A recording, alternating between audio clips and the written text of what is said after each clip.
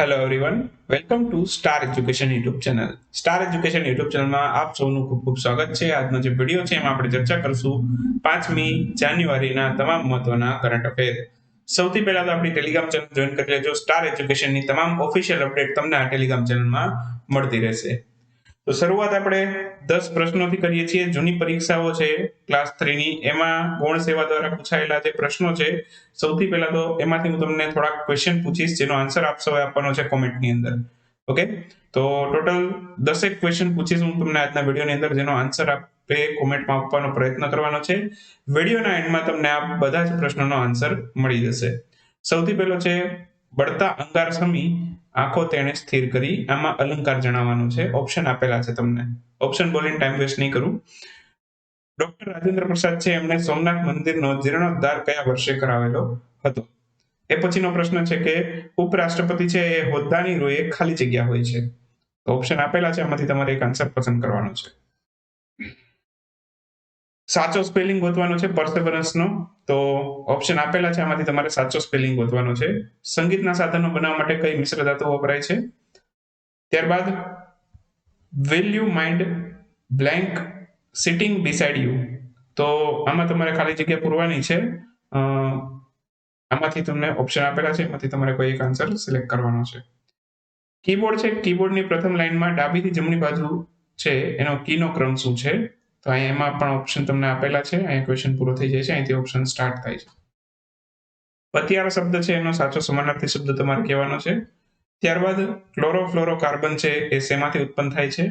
તો એના માટે પણ ઓપ્શન આપેલા છે, આમાંથી તમારે સિલેક્ટ કરવાનું છે. અને પંચાયતી રાજ છે એનો સૌપ્રથમ અમલ છે કયા રાજ્યમાંથી કરવામાં આવેલો હતો? આ તો હમણાં જ આપણે કવર કરેલું હતું. પંચાયતની ચૂંટણી હતી, એનું રિઝલ્ટ આવેલું, તો એમાં મેં થોડું તમને પંચાયત વિશે જીકેનો પણ અભ્યાસ કરાવેલો હતો. ચાલો હવે શરૂ કરશો આજના કરંટ અફેર. સૌથી પહેલો ક્વેશ્ચન છે, હાલમાં જ કયા દેશે અંડર-19 એશિયા ક્રિકેટ કપ 2021 નું ટાઇટલ જીતી લીધું છે?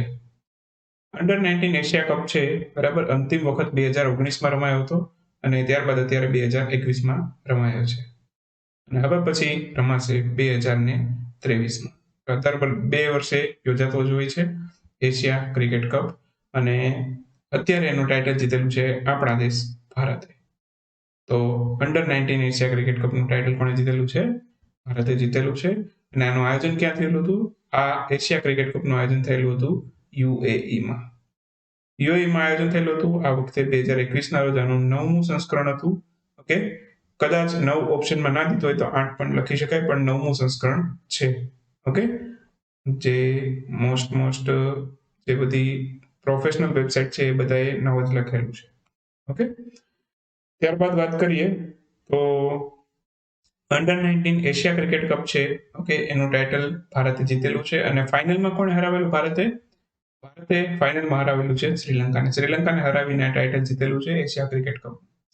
બાકી જે અંડર-19 ની આપણી ભારતની ટીમ હતી એના કેપ્ટન કોણ હતા? એક ક્વેશ્ચન એવું પણ પૂછી લે તો કેપ્ટનનું નામ પણ યાદ રાખશું, યશ ધુલ. યશ ધુલ છે એ આપણી ભારતીય ક્રિકેટ ટીમના કેપ્ટન હતા અને એશિયા કપનું ટાઇટલ જીતેલું ફાઇનલમાં શ્રીલંકાને હરાવીને. આયોજન થયેલું યુએઈમાં. ઓકે, કુલ 8 ટીમ આમાં પાર્ટિસિપેટ કરે છે, તો એ પણ યાદ રાખજો.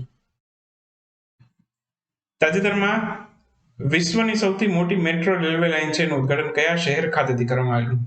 ઓકે, એકવાર ક્વિક ન્યૂઝમાં આ ક્વેશ્ચન લીધેલો હતો. આનો જે વિશ્વની સૌથી મોટી રેલવે લાઇન છે ચીનમાં બનેલી છે એટલું તો આપણને ખબર છે, પણ ચીનના કયા શહેરમાં? ચીનના શંઘાઈમાં. તો ઓપ્શન સી અહીંયા આપણો આન્સર થશે. ચીનના શંઘાઈ ખાતે છે આ વિશ્વની સૌથી મોટી રેલવે લાઇન છે. હાલમાં જ એનું ઉદ્ઘાટન કરવામાં આવ્યું હતું, તો તેની શરૂઆત કરવામાં આવી છે. સૌથી મોટી મેટ્રો રેલવે લાઇન છે. ઓકે, અને આની લંબાઈ છે, લંબાઈ કેટલી છે? 831 કિલોમીટર. તો લંબાઈ પણ યાદ રાખશું, 831 કિલોમીટર છે આની લંબાઈ. અને કુલ કેટલા મેટ્રો સ્ટેશનનો સમાવેશ કરવામાં આવ્યો છે? કુલ 508 મેટ્રો સ્ટેશન. એટલે ઘણું બધું થાય 508 એટલે, બરાબર. તો 508 મેટ્રો સ્ટેશન છે આ રેલવે લાઇન અંદર છે, આનો સમાવેશ કરવામાં આવેલો છે. બાકી જીકેના સંદર્ભમાં એક પ્રશ્ન યાદ રાખજો. ભારતમાં સૌપ્રથમ મેટ્રો ટ્રેન છે, બરાબર, સૌથી પહેલી મેટ્રો ટ્રેન, એની શરૂઆત ક્યારે થઈ હતી? એની શરૂઆત થઈ હતી 1984માં. અને ક્યાંથી થઈ હતી? કોલકાતા ખાતેથી, બરાબર. તો કોલકાતા ખાતેથી આની શરૂઆત. કોલકાતાથી ક્યાં જાય એવું ન પૂછતા, બરાબર. મેટ્રો છે એ સિટીમાં જ ચાલતી હોય.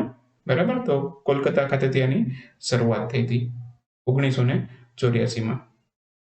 બાકી ક્વેશ્ચન એમ પૂછે કે ભારતમાં સૌથી પહેલી રેલવેની શરૂઆત કયા બે જંકશન વચ્ચે થઈ હતી? તો મુંબઈથી થાણા, બરાબર, 1853 માં થઈ હતી. અને ગુજરાતમાં સૌથી પહેલી રેલવેની શરૂઆત છે એ થઈ હતી કયા બે જંકશન વચ્ચે થઈ હતી? ભરૂચ અને અંકલેશ્વર વચ્ચે. તો એ પણ યાદ રાખજો. બાકી સ્વતંત્ર ભારતના સૌથી પહેલા રેલવે મંત્રી કોણ છે? આપણા જ્હોન મિથાઈ સ્વતંત્ર ભારતના સૌથી પહેલા રેલવે મંત્રી છે. અને હાલના કોણ છે? અશ્વિની વૈષ્ણવ. રેલવે બોર્ડના નવા ચેરમેન હમણાં જ બનેલા છે, એનું નામ તમારે મને કોમેન્ટમાં કહેવાનું છે. ગઈકાલના વિડીયોમાં જ આપણે અભ્યાસ કરેલો છે. તાજેતરમાં ભારતના કયા રાજ્યમાં છે વાઘના સૌથી વધુ મૃત્યુ નોંધાયા છે? તો વાઘના સૌથી વધુ મૃત્યુ છે નોંધાયા છે હાલમાં જ મધ્યપ્રદેશ ખાતે. ઓપ્શન સી અહીંયા આપણો આન્સર થશે. વાઘની સૌથી વધુ વસ્તી પણ મધ્યપ્રદેશમાં છે અને વાઘના સૌથી વધુ મૃત્યુ પણ ત્યાં જ નોંધાયા છે. તો આ રિપોર્ટ છે જાહેર કોણે કરેલો છે? બરાબર, સરકારી સંસ્થા છે નેશનલ ટાઈગર કન્ઝર્વેશન ઓથોરિટી.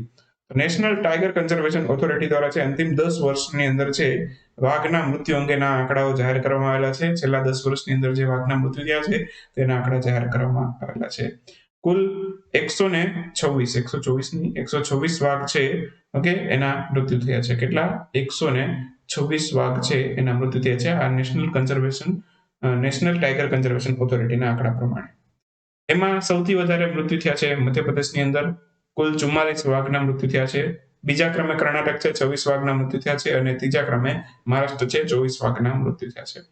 સૌથી વધુ વાઘની વસ્તી પણ મધ્યપ્રદેશમાં છે. મધ્યપ્રદેશ પહેલા ક્રમે છે અને કર્ણાટક છે એ બીજા ક્રમે છે. ઓકે. અને બાકી વાત કરું તો વિશ્વ વાઘ દિવસ છે એ ઉજવાય છે 29 જુલાઈએ. તો એ પણ સાથે સાથે અહીંયા યાદ રાખજો. તાજેતરમાં સ્વચ્છ ભારત મિશનના બીજા ચરણમાં સૌથી વધુ ખુલ્લામાં શૌચ મુક્ત ગામના નિર્માણમાં કયું રાજ્ય છે પ્રથમ ક્રમ પર રહેલું છે? ખુલ્લામાં શૌચ મુક્ત ગામ બનાવનાર સૌથી વધુ ગામ કોઈ રાજ્ય બનાવેલા હોય તો એમાં પહેલા ક્રમે છે તેલંગાણા. તો ઓપ્શન સી અહીંયા આપણો આન્સર થશે.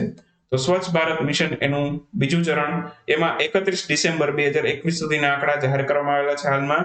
તો એમાં સૌથી વધુ ખુલ્લામાં શૌચ મુક્ત ગામ બનાવનાર કોઈ રાજ્ય હોય તો એમાં તેલંગાણા પ્રથમ ક્રમ પર છે. તેલંગાણા બાદ બીજા ક્રમે તમિલનાડુ છે અને ત્રીજા ક્રમે કર્ણાટક છે. ગુજરાત બહુ પાછળ છે આમાં. ગુજરાત છે, બરાબર, એ 17મા સ્થાન ઉપર છે. તો સાથે સાથે ગુજરાતનું સ્થાન પણ અહીંયા યાદ રાખજો. ચાલો, એ પછી છે કે તાજેતરમાં કયા દેશમાંથી COVID-19 નો નવો વેરિયન્ટ IHU મળી આવ્યો છે? COVID-19 નો નવો વેરિયન્ટ છે IHU એ મળી આવ્યો છે ફ્રાન્સ ખાતેથી. તો ઓપ્શન બી અહીંયા આપણો આન્સર થશે. ફ્રાન્સમાંથી IHU નામનો COVID-19 નો નવો વેરિયન્ટ મળી આવ્યો છે. ઓમિક્રોનનું મ્યુટેટેડ વેરિયન્ટ છે અને આને નામ આપેલું છે IHU. ઓકે. જે WHO છે હજી સુધી એને આ વાયરસ છે એને ધ્યાનમાં નથી લીધો, એટલે કે વેરિયન્ટ અંડર ઇન્વેસ્ટિગેશનનું લેબલ પણ નથી આપેલું. ઓકે. તો હજી સુધી આ વાયરસ છે, બરાબર, એને WHO એ હજી સુધી માન આપેલું નથી. ઇન શોર્ટ, હજી સુધી આ વાયરસ વિશે WHO એ કોઈ પણ પ્રકારની કાંઈ એનાઉન્સમેન્ટ કરેલી નથી. બરાબર. ફ્રાન્સ છે, ફ્રાન્સ દ્વારા આની એનાઉન્સમેન્ટ કરવામાં આવેલી છે. ઓમિક્રોનનું મ્યુટેટેડ વેરિયન્ટ છે અને ઓમિક્રોન કરતા કેટલા મ્યુટેશન જોવા મળેલા છે? 46 મ્યુટેશન જોવા મળેલા છે. ઓમિક્રોનની અંદર છે 46 મ્યુટેશન થઈને આ વાયરસ બનેલો છે. ઓકે. તો એ પણ યાદ રાખજો કેટલા મ્યુટેશન છે આની અંદર, એ પણ કદાચ છે તો 46 મ્યુટેશન. પણ એટલું ડીપમાં ના પૂછે તમને ક્લાસ 3 લેવલમાં, બરાબર. GPSC વાળા એટલું યાદ રાખશે, બાકી ક્લાસ 3 વાળા ખાલી નામ યાદ રાખો, કયા દેશમાંથી મળેલો એ યાદ રાખેલો, બરાબર. બહુ તો વાયરસનો કોડ પૂછે તો વાયરસનો કોડ યાદ રાખજો B.1.640.2. તો આ વાયરસનો કોડ છે. બાકી હવે ચર્ચા કરશું આજના ક્વિક ન્યૂઝની. તો ક્વિક ન્યૂઝમાં પણ આજે બહુ અગત્યના પ્રશ્નો છે, ખાસ બધા યાદ રાખજો. ભારત સેમિકન્ડક્ટર મિશનનો શુભારંભ કોના દ્વારા કરવામાં આવેલો છે? તો અશ્વિની વૈષ્ણવ છે, આપણા ઇલેક્ટ્રોનિક્સ IT મંત્રી પણ છે અને રેલવે મંત્રી પણ છે, એમના દ્વારા આનો શુભારંભ કરવામાં આવેલો. હાલમાં જ KSLV-2 નૂરી આ કયા દેશનું સ્વદેશી રીતે પ્રક્ષેપિત કરેલું અંતરિક્ષ યાન છે અથવા તો રોકેટ છે? તો આ જે KSLV-2 છે નૂરી એ દક્ષિણ કોરિયાનું રોકેટ છે અને હાલમાં જ એમણે સ્વદેશી રીતે બનાવેલું આ જે રોકેટ છે એને અંતરિક્ષમાં પ્રક્ષેપિત કરેલું છે. હાલમાં જ કયા દેશમાંથી બેગોનિયા પ્રજાતિનો સૌથી મોટો છોડ બેગોનિયા ગિંગેટિકા મળી આવ્યો છે? તો બેગોનિયા પ્રજાતિનો આ સૌથી મોટો છોડ છે અને આ પહાડોમાં થાય, 2000 મીટરની ઊંચાઈએ થાય.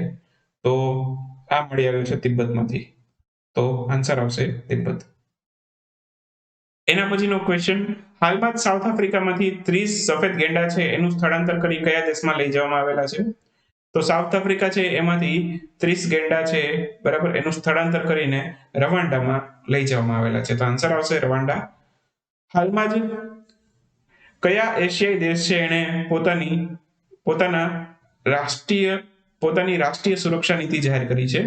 તો આ દેશનું નામ છે પાકિસ્તાન. પાકિસ્તાન છે એને પોતાની રાષ્ટ્રીય સુરક્ષા નીતિ જાહેર કરી છે, પોતાની નવી રાષ્ટ્રીય સુરક્ષા નીતિ જાહેર કરી છે, 5 વર્ષ માટે લાગુ રહેશે. અને પાકિસ્તાન છે, પાકિસ્તાનના જે પ્રધાનમંત્રી છે ઇમરાન ખાન છે અને ત્યાંના જે રાષ્ટ્રપતિ છે એમનું નામ શું છે? આરિફ અલ્વી. આરિફ અલ્વી ત્યાંના રાષ્ટ્રપતિ છે. અને આપણી અંદર ભારતમાં કેમ રાષ્ટ્રીય સુરક્ષા સલાહકાર હોય, તો એમ પાકિસ્તાનમાં પણ રાષ્ટ્રીય સુરક્ષા સલાહકાર છે, એનું નામ પણ યાદ રાખશું આપણે, મોહિદ યુસુફ. મોહિદ યુસુફ છે ત્યાંના રાષ્ટ્રીય સુરક્ષા સલાહકાર છે. અને એણે હાલમાં જ નવી રાષ્ટ્રીય સુરક્ષા નીતિ પાકિસ્તાને જાહેર કરી છે, તો એ પણ સાથે સાથે અહીંયા યાદ રાખશું. હાલમાં જ પોતાના રાજ્યમાં 100% પ્રથમ ડોઝનું વેક્સિનેશન કરનાર રાજ્ય કયું બન્યું છે? તો પોતાના રાજ્યની અંદર છે 100% વેક્સિનેશન કરનાર હાલમાં જ મોટું રાજ્ય બન્યું છે તેલંગાણા. મોટા રાજ્યની વાત થઈ છે અહીંયા. તો મોટા રાજ્યમાં સૌથી પહેલું એવું રાજ્ય છે તેલંગાણા, જેણે પ્રથમ ડોઝનું 100% વેક્સિનેશન કરી નાખેલું છે. તો આન્સર આવશે તેલંગાણા.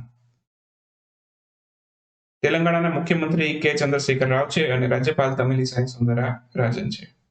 હાલમાં જ વિલુપ્ત થયેલ ટિંકાલા માછલી છે એ કયા દેશમાં જોવા મળી છે? તો આ વિલુપ્ત થઈ ગઈ ત્યાં માછલી અને અત્યારે જોવા મળી છે મેક્સિકોમાં. તો મેક્સિકોના વૈજ્ઞાનિકો છે એને આ શોધી કાઢી છે ટાંકીલા માછલી. અને આ માછલી છે, બરાબર, એની વિશેષતા એ છે કે જે એડિસ ઇજિપ્તી મચ્છર હોય છે, બરાબર, એના ઈંડા ખાય છે. તો આ એની વિશેષતા છે. હાલમાં જ બિહાર રાજ્યના નવા મુખ્ય સચિવ કોણ બન્યા છે? બિહાર રાજ્યના નવા મુખ્ય સચિવ બનેલા છે આમિર સુબાની.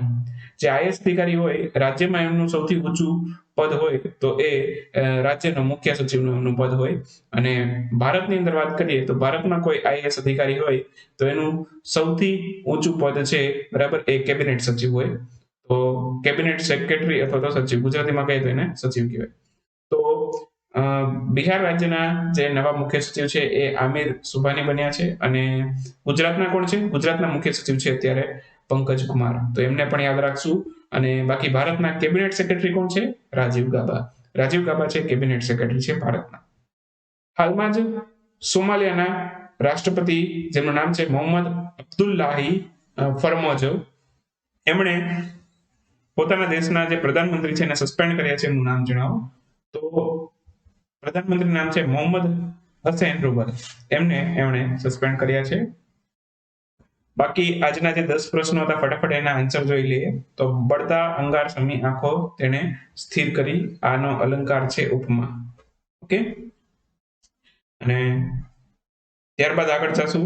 ડોક્ટર રાજેન્દ્ર પ્રસાદ છે એને સોમનાથ મંદિરનો જીર્ણોદ્ધાર કયા વર્ષે કરાવ્યો હતો? 1951માં. 1951માં એમણે સોમનાથ મંદિરનો જીર્ણોદ્ધાર કરાવ્યો. ઉપરાષ્ટ્રપતિ હોદ્દાની રોએ રાજ્યસભાના અધ્યક્ષ બને છે. તો આન્સર આવશે રાજ્યસભાના અધ્યક્ષ બને. હોદ્દાની રોએ રાજ્યસભાના અધ્યક્ષ બને છે. અને આનો આર્ટિકલ કયો લાગુ પડે? કયા અનુચ્છેદ પ્રમાણે ઉપરાષ્ટ્રપતિ છે એ હોદ્દાની રોએ રાજ્યસભાના અધ્યક્ષ બને છે? તો અનુચ્છેદ પણ યાદ રાખી લેજો, અનુચ્છેદ નંબર 63 પ્રમાણે. તો એ પણ અહીંયા સાથે સાથે યાદ રાખી લેજો. પરસેવરન્સનો સાચું સ્પેલિંગ યાદ રાખી લેજો, બરાબર. સ્ક્રીન ઉપર છે તમારી સામે, સાચું સ્પેલિંગ તમારી ત્યાં નોટ ડાઉન કરી લેજો. સંગીતના સાધનો બનાવવા માટે બ્રાસ, પિત્તળ બે સેમ જ કહેવાય, બરાબર. અંગ્રેજીમાં બ્રાસ કહેવાય, ગુજરાતીમાં પિત્તળ કહેવાય. તો બંને આન્સર સાચા છે, બ્રાસ અથવા તો પિત્તળ. Will you mind blank sitting beside you? તો એમાં આન્સર આવશે માઇન્ડ. કીબોર્ડની પહેલી લાઈનમાં ડાબીથી જમણી બાજુએ QWERT. ઓકે. ત્યારબાદ પતિયાર શબ્દનો સમાનાર્થી શબ્દ થાય વિશ્વાસ. ફ્લોરોકાર્બન છે શેમાંથી ઉત્પન્ન થાય? ફ્રીજ અને એસી બંનેમાંથી ઉત્પન્ન થાય. તો આન્સર આવશે BC બંને. પંચાયતી રાજ છે એનો સૌપ્રથમ અમલ આવડવો જ જોઈએ. આ પ્રશ્ન તો બધાને આવડવો હશે. રાજસ્થાન. આન્સર આવશે રાજસ્થાન. ગુજરાતમાં પંચાયતી રાજનો અમલ ક્યારે થયેલો? ગુજરાતમાં થયેલો 1 એપ્રિલ 1963 ના રોજ. 1 એપ્રિલ 1963 થી છે પંચાયતી રાજનો અમલ થયો. તો એ પણ સાથે સાથે યાદ રાખશો. બાકી આવડા કરંટ અફેરનું પીડીએફ સબસ્ક્રિપ્શન લેવું હોય તો લઈ શકો છો. ડિસ્ક્રિપ્શનની અંદર લિંક છે. 3 મહિના, 6 મહિના, 12 મહિના અથવા તો 24 મહિના જે પણ પ્લાન અનુકૂળ આવે એક્ટિવેટ કરાવી શકો છો. ડિસ્ક્રિપ્શનની અંદર લિંક આપેલી છે. જે તારીખથી સબસ્ક્રિપ્શન શરૂ કરાવશો એ તારીખ પછીની પીડીએફ તમને મળશે. અને એ પહેલાની પીડીએફ નું શું કરવાનું? તો અત્યારે મસ્ત મજાની ઓફર ચાલે છે. છેલ્લા 12 મહિનાના કરંટ અફેરની પીડીએફ તમને મળી જશે. 199 રૂપિયાની અંદર છે. માત્ર તમારે પેમેન્ટ કરવાનું છે. ડિસ્ક્રિપ્શનમાં આની પણ લિંક મળી જશે. તો ડિસ્ક્રિપ્શનમાંથી તમે ઓર્ડર કરી શકો છો. પેમેન્ટ કરશો એટલે 24 કલાકમાં પીડીએફ તમારા ઈમેલ આઈડીમાં હાજર હશે. તો વિડીયો સમાપ્ત કરશું. મળશું આવતીકાલે નવા વિડીયોમાં. ત્યાં સુધી રજા લેશું. આવજો. Bye bye. Good night. શુભરાત્રી. Thank you for watching star education.